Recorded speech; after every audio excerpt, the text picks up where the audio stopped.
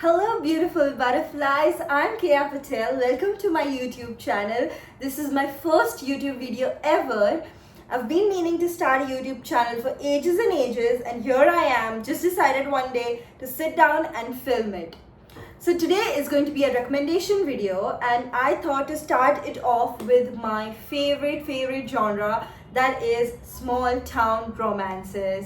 I am in love with romances set in small towns, the cowboys. Anyways, I'm all about it. So I thought, why not the first video be a recommendation video where I tell you all about everything small town romance that I've read, and well, you can figure out which one to hit up and maybe it could be your next favorite read. Anyways, first off, we have Wait for It by Mariana Zapata. It is a small town single parent romance. There has been a tragic accident and the girl, our FM, has been allotted to take care of two little boys, and she's trying to manage her job and two little kids and a dog and their hobbies and their sports activities. Our MMC has just moved into the same small town she is staying at, and he is the hockey coach. He's the hockey coach of the boys. I think the two little boys, one of the boys, I don't quite remember very well, but he's the hockey coach, and well, she goes with the kids to their sports practices or whatever and meets the guy, and he literally stays like diagonally on the opposite ally of their housing society. And so yeah, it's a lot of forced proximity, kids are involved, and I love single parent trope and I love small town tropes. So I think this was a perfect mixture for me. A straight 5-star, and I think if I even reread it I would love it, because every MZ books is to die for. I have still not, I've tons of MZ books to still catch up on, but I'm trying guys, I'm trying here, okay? Next up is When in Rome by Sarah Adams. So this is between a pop star and a small town boy. Oh my gosh. Okay, so basically Amelia Rose is the pop star of the city, super famous, but she's tired of the public eye now. She's tired of all the attention. She just wants to lay low for a while. So she goes off to a small town called Rome and just drives there out of nowhere, doesn't tell anybody in her family or her managers or whoever, just drives off there, and well, her car breaks down in the middle of the night, and guess who comes to the rescue? Our MMC Noah. So Noah knocks on a car door, and well, it's the middle of the night and he hates the celebrity business, he hates the pop world, he basically is against the city life, he does not like it. But against his better judgment, he offers her the guest room to stay for the night, and well, the town starts to fall in love with her bit by bit, and well, he can't help it. He sees all the goofiness in her, he sees all the, all the normal business in her that he didn't expect from a celebrity, because he had such an image set in his head about it. And it was a great book. It was, I think, for somebody who loves Gilmore Girls so much, and for everybody out there, this is literally the perfect example of Gilmore Girls come to life. Small town events, there are small town shops, he owns a baking shop, his sister has a flower shop, and I think it was the perfect setting. I loved it, especially because I read it while I was watching Gilmore Girls. During the time I was in the 3rd or the 4th season, and I came across this book, and I think it was just perfect. Because all throughout Gilmore Girls I was like, oh my god, I really wish it was in a book form, and I think I found it because this When in Rome, and then the companion novel to it, Practice Makes Perfect.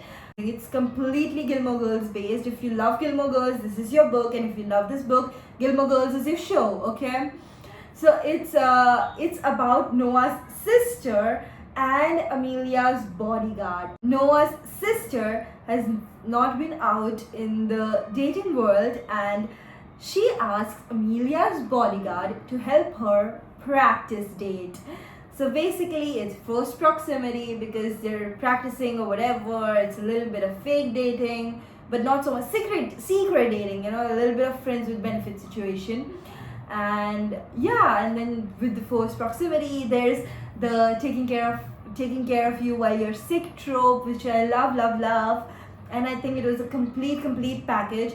Practice Makes Perfect was a complete 5-star, whereas When in Rome for me was a 4.5 or 4.75, but it wasn't a 5-star. But Practice Makes Perfect was a complete 5-star for me. Truly. Next is Done and Dusted by Lila Sage. It is a brother's best friend small town romance. It is the first book in the Rebel Blue Ranch series. So basically, Emily is a horse rider back in the city, grade 1. She's accomplished everything on her to-do list. She's the accomplished one in the family, but she faces an injury and is forced to come back to her small town, where we have our main MMC waiting for her, Luke. She's always liked him, he's always liked her, but you know, the best friends, the brother's best friend scenario, the best friend's sister, so it's never been happening. But now, after all these years, in such certain situations, it's all blooming, it's all love in the air, okay? And the next is the companion novel, the second book in the series Rebel Blue Ranch, is Swift and Saddled, and this is, well, one night stand, workplace, small town romance. So the middle brother of Emily is the main MMC, is the male character in this book, and he wants to make I think he wanted to make a resort or hotel, I don't quite remember, but something of that sort to stay, for guests to stay, guesting house, I don't know, bro. Okay, so something of that sort, and he has hired a person from the city to come help him out for interior designing. And well, she comes, but on the first day he's helping, the MMC is helping out his friend at the bar, and our FMC, female main character, is there at the bar, and they will attract and have a one night stand. Well, not one night stand, they make out in the alleyway, but the next day they see each other and they're like, oh my god, this is the person from last night.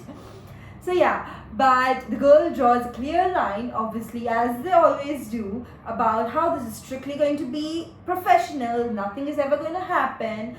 And well, yeah, for a while it doesn't. And this a third one coming out, don't remember the name, it starts with a D. I really don't remember, but I can't wait for that book, because it's about the sibling that I've been waiting for so long. It's about Emily's best friend and her oldest brother, and I just can't wait, because there's been so much build up. There was build up in the first book, and then it's Swift and Saddled, and I just can't wait for them to I really hope it doesn't disappoint though, because I think they do that sometimes, you know, hype it up in the series and then their whole books come out and then psh. So I really hope it's not like that. Fingers crossed. Okay, we're hoping for the best here. And the next is my most favorite. I would die for this series over and over again. The Chestnut Spring series by Elsie Silver. The first book, there are 5 books in the series. The first book is Flawless. It's about this bull rider that's been very notorious, very naughty. Anyways, he's been very notorious, trouble in the media, and his agent sends his daughter to babysit him, make sure he doesn't cause any more ruckus in the media. She's supposed to follow him everywhere he goes for his tournaments. He hates that she's there, but he doesn't hate her. So yeah, we all know how that's gonna go. The second book is Heartless. It's about the brother of the guy from the first book and the best friend of the female main character from the first book. It's a single parent nanny trope. So basically, our MMC is going to be busy for the summer, and he really needs a nanny to take care of his 10-year-old son, Luke.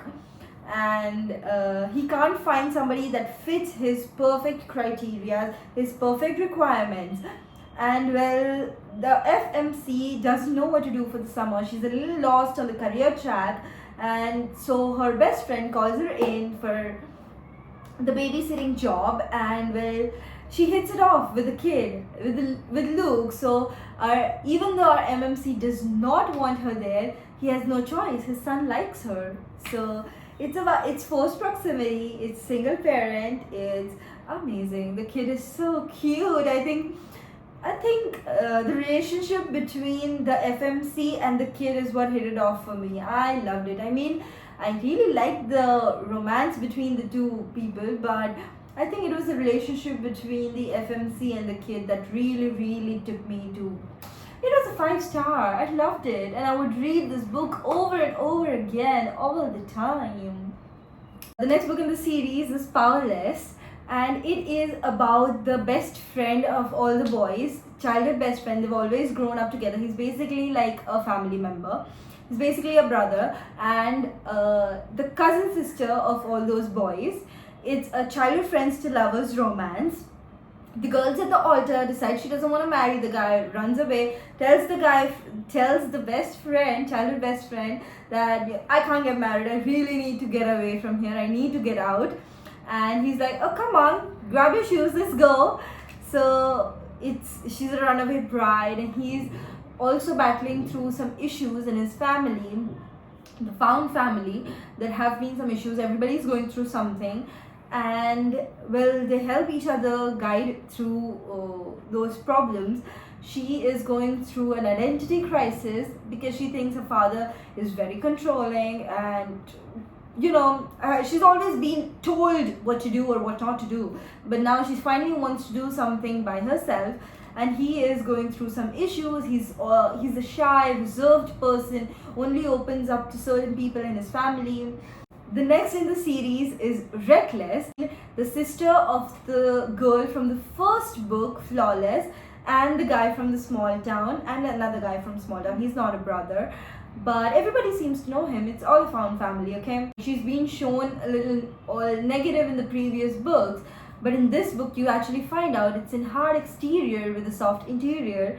And well, this guy, from the first moment they met each other, is just like, she is who I want, this is the one I want.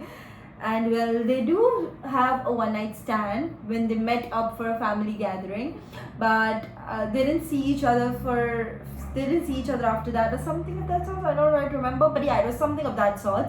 And she turned out to be pregnant, and she tried to reach out to him, but there was some reason the messages were never delivered, or he didn't answer back. He just disappeared from her life, and she didn't know what to do. So she battled through the pregnancy and the childbirth all by herself. And when the kid was born, the kid was what, a year old or something, he comes back into their life, and it's all what happens after that. But I think I really loved it.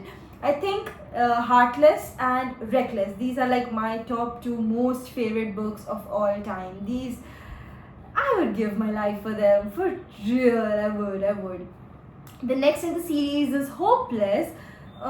This was the disappointing one out of all, but it was worth a read. It's a one-time read, because you fall in love with all those 4 books, you really love them. So I think everybody read this book, Hopeless. It's between the girl from the most hated, most troubled family of the town, and between the military man of this most loved family. And it's a fake engagement, fake marriage sorts of trope. So basically, the girl's family has a really, really bad reputation, but she is just trying to get through all of it. And so the guy tells her, you know what, how about your last name is a problem, right? How about I give you my last name? Which I really don't understand, because they didn't get married in the book. They were engaged, fake engaged. So I don't know how the name thing was working out. But yeah, so he said, I'll just give you my name. Let's see if people behave differently with you, or whatever. But yeah, it was of forced proximity, small town, fake arrangement kind of trope, and I liked it. It was whatever, okay? It didn't really matter much. I think in this book I was really, really more glad about every time the family would come together and all of those scenes together, rather than the romance between those 2 people. The next book is Love Redesigned by Lauren Asher. This is for sure my favorite book by Lauren Asher. It was an amazing slow burn small town romance, small town billionaire romance. So basically, it's between these two people who are childhood academic rivals. They have always competed, always hated each other, always competed for everything back in school, always competed for their careers and everything. Dahlia's mom and our main guy, Julian's mom, are best friends. So everybody's worried about Dahlia. She's being secluded from everybody else. She's not talking much with people. She's an interior designer, but she's stopped designing stuff. So her mom tells Julian to try to do something to bring her out of her, to bring her back into her designing element and bring her out of this coma that she's in, emotional coma that she's in. And Julian is a constructor. He has a construction business, so he could really help her out with all these designing projects or whatever. And then they decide to work on this house together. She designs it, he helps her, whatever. So it's basically forced proximity, enemies to lovers, rivals to lovers, small town romance. And I think I've never loved a book so much. I think it was amazing. The slow burn was to die for. I love this book. It's a pretty thick book, but I loved it nonetheless. It was amazing. I could read it over and over again. The next is Runaway Love by Melanie Harlow. It is a nanny trope, single dad romance. So basically the dad needs a nanny for the summer for his kids, but again, the interviews are not going well. And she is a runaway bride stranded in a small town in need of a job because she left the wedding with nothing on her. And the dad is completely against her because why would somebody hire a runaway bride for their kids, to take care of their kids? But she wins over everybody in the small town. But everybody seems to be enchanted by a runaway bride. And well, the dad has no choice but to hire her as a nanny. It was a very quick read. I mean, I don't have major memories or major flashbacks from the book, but it was a quick read and I really enjoyed it in the moment. So it was amazing and it was worth a read. The next book is In a Jam by Kate Canterbury. So basically, the guy had a crush on this girl back in their childhood when they used to carpool to school, but obviously nothing ever happened. And she moved on to the city, left the town for good, but now she is back because of some family reasons. And well, they meet again, but now the situations have changed. The guy has had a hot transformation from the childhood, and the girl is smitten with him, but the guy has responsibilities now. He does not have love on his mind because he's a single dad to his niece. He went through some family troubles and had to adopt his niece, and he's busy he has his hands full with his farm, his ranch, and with the kid.